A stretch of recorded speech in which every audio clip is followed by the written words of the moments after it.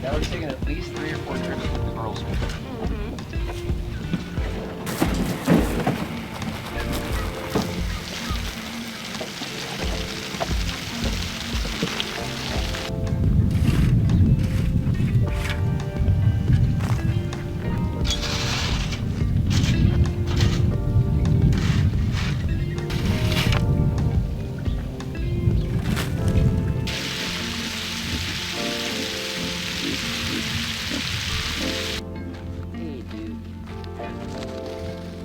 There's a fence between us, he's okay.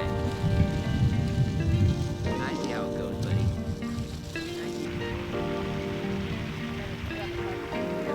Nice trick feeler.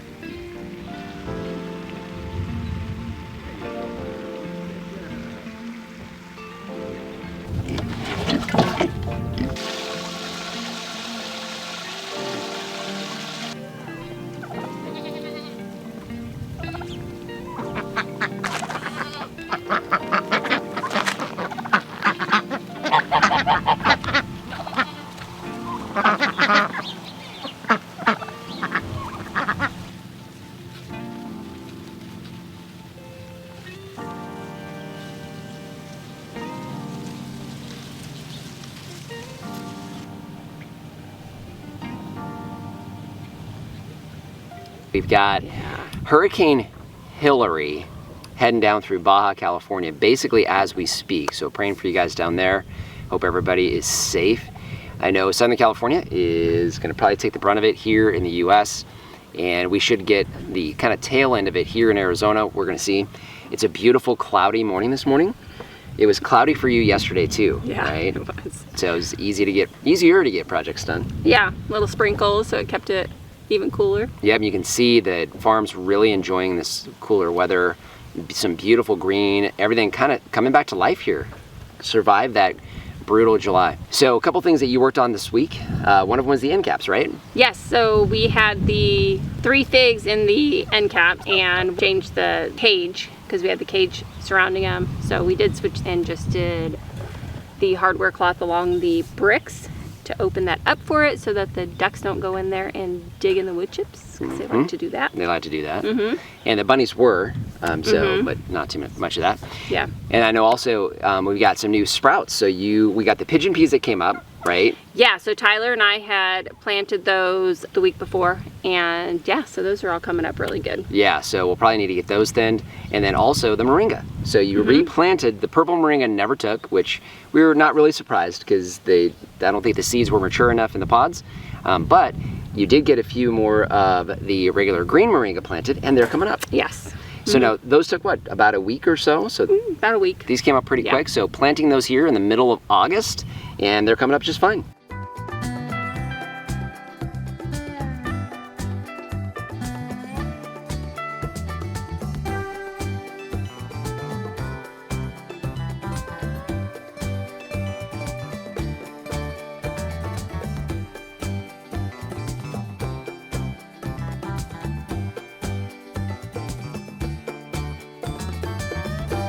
We're here pretty much in the middle of the oncoming hurricane here in Arizona and California. In August of 2023, you can see just the wonderful weather we're having this morning. Very humid. It's about 70 or 80% humidity. We've been getting some rainfall this morning, very, very light. But we're sitting here in our berry cane patch, and these are our pigeon peas. So Lori and Tyler planted those about a week and a half, and they're coming up very, very well. We planted about 5 seeds in each one of these areas, and for the most part, 5 seeds have sprouted. So they're doing great. Now what we need to do is come back through and we need to thin these out. So what we do is we look for the specific sprout that looks a little bit bigger and a little bit stronger than the rest of the sprouts that have come up. We want to make sure the true leaves are on. So you have your first leaves that first pop out when you get a sprout, and then the true leaves come behind that. So we're looking for one that has true leaves on it and the strongest one of the bunch.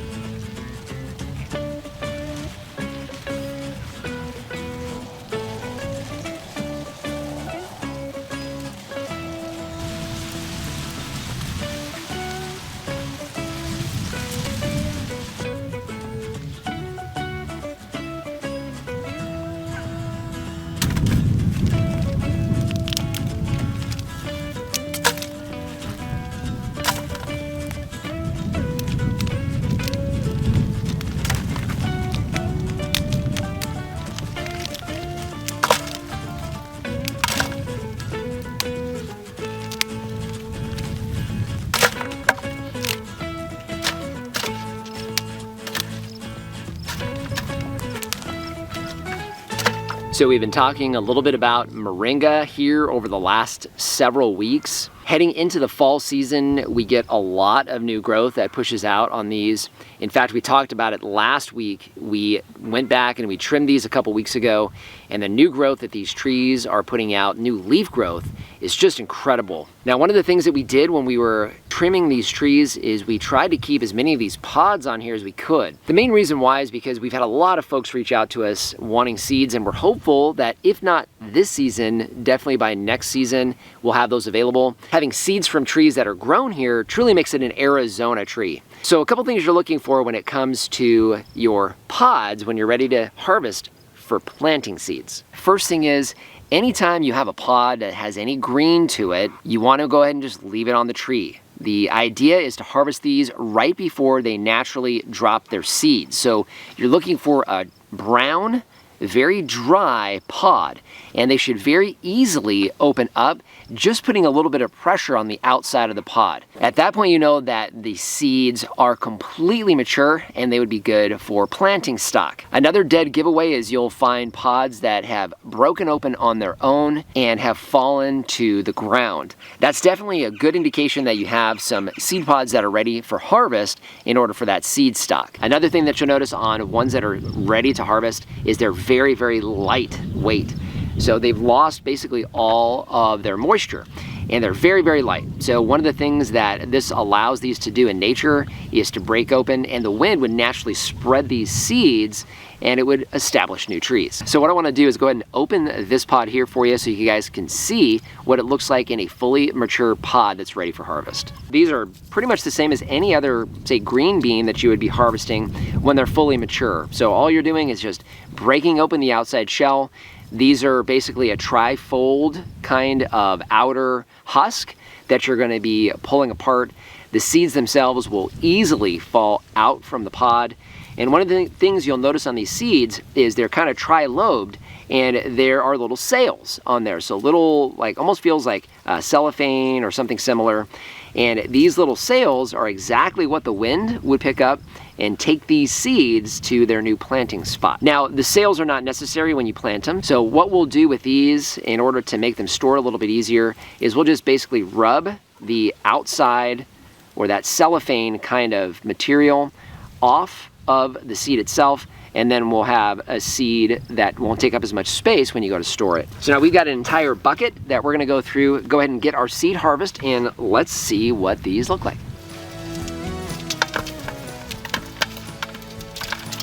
Hey. many seeds are in that one. That's a lot of seeds.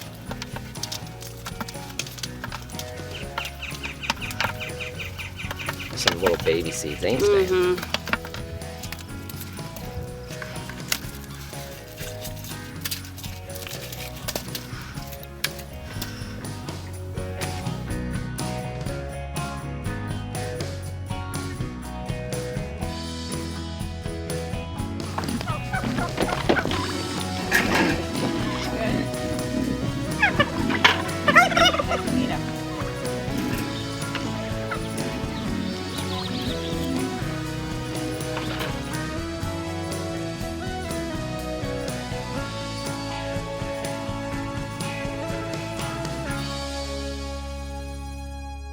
So it feels kind of like a tropical sort of day today. Oh, it's so nice. It's beautiful. So we don't normally get this in August. No. So it's beautiful for us here. I know the rain's coming though for Southern California. I saw some videos last night of Mexico, and they're getting hammered by Hilary. So I'll let you guys take that for what you will, for the politically minded folks. But we are here in front of our 2 guavas in the front of the farm. We have the pink guava behind us, and the white guava is one step down. These trees obviously are tropical. They love this kind of weather, but they've done well all summer. Oh, they've been doing really good. Yeah, and they got a really, really good, strong fruit set. Yeah, oh my goodness. Really strong fruit set. So now we tried these on camera, and do you guys remember what that was like? One of these. You eat the skin and everything. Okay.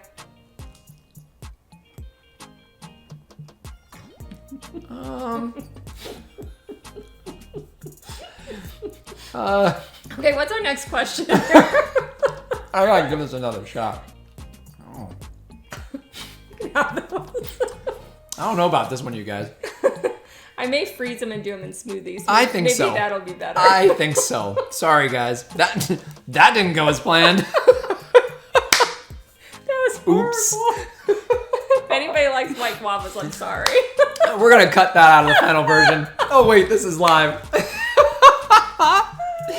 Okay, yeah, those are gonna definitely be smoothie fruits. I hope the pink ones are better. Goodness, that's horrible. I think that tasted like flowers and feet. The general consensus, I'd say, after that video was you picked them way too late, or they taste good, which I don't agree, but hey, everybody's got their own opinions. You know what they say about opinions. But the general consensus was to pick them a little bit early. So we have one of these fruits that fell off the tree. It's still quite green, a little bit of white, and then we have this guy here that I picked off the tree. Okay. So what I think I want to do, I'm going to cut these in half. Let's try them here again before we know they're overripe. Okay, so we'll do the one off the ground first. Okay, so it cuts real good. All right, there's that. That's for you. Okay. Okay, it doesn't smell like feet. I can't smell. Huh.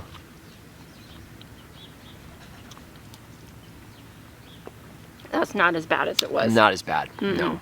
It still kind of has a little bit of, well, let's just say everybody out there with a foot fetish would probably be into these. See, I think it's very mild this time. Last time it was really strong. I think it's because your sniffer's not working right. Yeah, that's true. You know what? These are really good in smoothies, though. So the green side, very bitter. Yeah, no, that wasn't. I didn't like that one. All right. Okay, so that's the one on the ground. This is the one off the tree. Okay.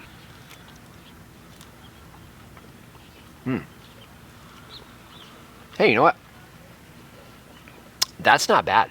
They taste the same.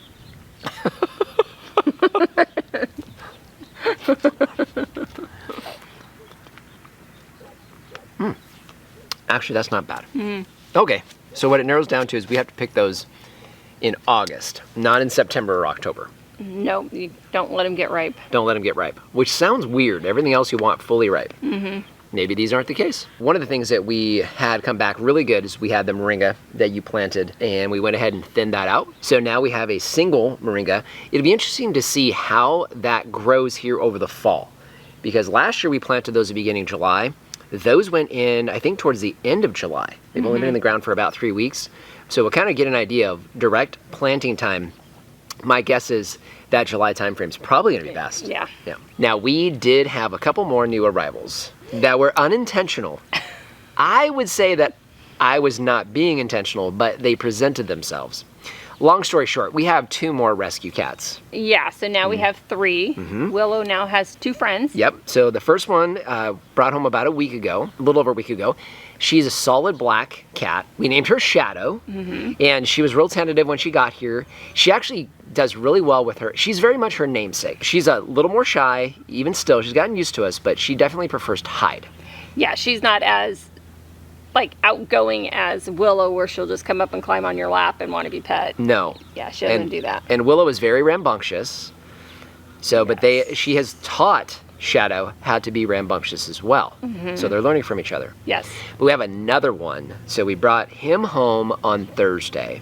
We named him Bruno. Now he's definitely Willow's brother. Yes. There's no question about that. Yeah. But he's in rough shape. He's pretty beat up. Yeah, he can't even open his eye. It's been swollen. Hopefully gonna get better here, but we've been flushed it out and doing an eye ointment on it. Got him on some antibiotics, and hopefully we can save his eye and save him. Yeah, and it's the great advantage. Mom, thank you for helping us out. So obviously your mom's been in the rescue business for decades, and so she's given us some great advice. And Bruno also got the hands-on from a real honest-to-goodness full-time nurse in Tara. Yes, so our neighbor Tara, named Tara. Tara's a nurse, and so she came over yesterday with us and helped us flush the eye out and helped us out a lot. So thank you, Tara. Yeah, thanks, Tara. And he's getting a lot of care. Yes. Yeah, so because he literally sits with us on the couch basically all day long. Anytime we're on the couch, he's with us. He's with now. us. Yep. So, but now we have 3, so they'll be partners in crime. We have another one coming. Yeah, so before we got Shadow and Bruno, we put a deposit down on another one so that Willow had a friend, but she's not weaned from Mama yet. So we're still going to get her because I'm not going to back out on that. So now we will have at least 4 here soon. Those are, but to clarify, those are farm cats. They're working cats. Yes. Just not yet. So eventually those will be out on the farm. We'll make sure we keep them safe. But more importantly, they help us to keep the varmint control on the farm. Yes. So we'll see. So far, they're definitely chasing all the birds that try to come up onto the patio. Oh, it's so funny. If there's a bird at the back door, they are trying to get it. Yep. And Willow even jumped like a foot off the ground Uh-huh. trying to get one that was on the screen. Yeah, and I brought her out with me this morning. I was holding her tight. Before it's light outside, we get water on, and we walked with a flashlight. Had a bunny come across our path, and she was all over it. She's like, "Let me down! I got this! I got this! Come on, Daddy!" Aww. Yeah. Sweet thing. So just want to thank you for joining us today. If you haven't done so already, subscribe to the channel. We cover a lot of things here on this newly established functioning farm here in the Arizona desert and would love to see you on a regular basis. If you have any questions or comments, those go in the Comment section down below. and our Amazon shop. I'll leave a link down in the description. That is a free, painless way to help support the channel. If you start with the link down below, it doesn't matter what you buy. You help to support us here. So just want to thank you for joining us today and remind you, if we can farm on the edge of nowhere, So can you. you're going to probably have to help me up. I'm not lying. Okay. Plus, you know how I Oh, I hate to see you go, but I'd love to watch you leave. How do you want me to? I have an egg in my hands, so be careful. We don't want to break All right, that. let's not Here, get let me the just knife. put it in the pocket. There you go. Don't smush my pocket. This is so sad. This is old people problems right here. Oh, no more chasing hawks, Dwayne. Oh, real good. Yeah, and you rinse my feet off. Since I have a spray 'em up there, they're all covered in dirt. So now they do. All these doves are making me want to go hunting. 100 of them just flew over us. What's up? Oh, you're just looking at me? I'm pretty excited. You have my full attention. Was I not supposed to? No, you definitely are supposed to look at me every once in a while, please. An egg in my pocket. Don't break the egg, but look at that one on the ground. Are we sitting right here? Is that what we're doing? No, I'm harvesting, but you can sit. Oh, I thought we were closing. We will be. Well, you should have grabbed that one while you were down there. Sorry, it hurt my back. Yeah, it's hurting my crotch. I mean, that didn't sound right. My groinal area.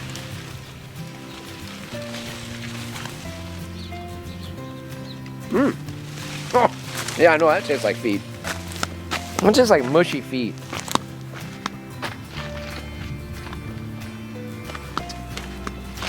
I'll try to go and see if the... Keep the what? That ain't ready. It'll look a lot better once you're here next to me. I gotta get the egg out of my pocket. I don't want to break an egg in my pocket. That would suck. It'd be funny on camera though. I know. I'm like, oh, thank you. Maybe we should set this up again. You just walk into the camera with it in your pocket and go, oh, what do you say? No. I would laugh the whole time. It'd be funny though.